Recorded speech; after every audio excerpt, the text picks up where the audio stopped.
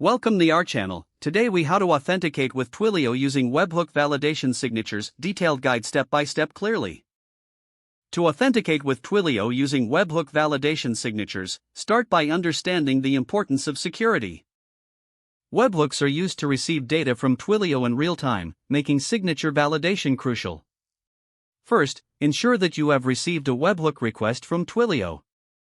Examine the HTTP request headers for the Twilio signature. This signature validates that the request is genuinely from Twilio. Next, gather the required information to create a validation signature. You will need your Twilio auth token, the request URL, and the request body. The request body should be the complete payload you received from Twilio. Construct the string that will be used for generating the signature. This string must combine the request URL and the request body.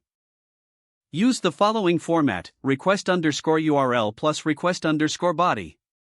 Now, use the Mac library in your programming language to create the hash. Choose the SHA-1 hashing algorithm to ensure proper encryption. Set the auth token as the key for the hashing function. Next, generate the HMAC signature based on the constructed string. Convert the generated HMAC to a base 64 encoded string for comparison. Now, compare the signature you generated with the Twilio signature header value. If they match, the request is authenticated as genuine from Twilio. If they don't match, treat the request as potentially fraudulent.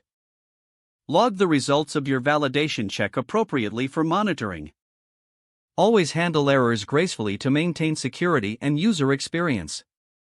Finally, ensure that your implementation adheres to best security practices to keep your data safe.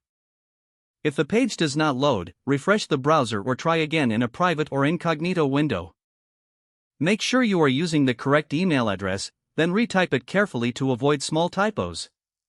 If your password is not accepted, use the reset option and create a new strong password you can remember.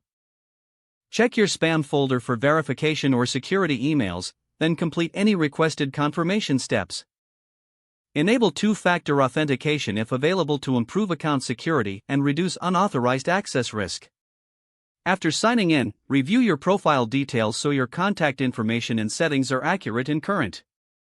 Don't forget to like this video and subscribe to our channel for more step-by-step tech guides.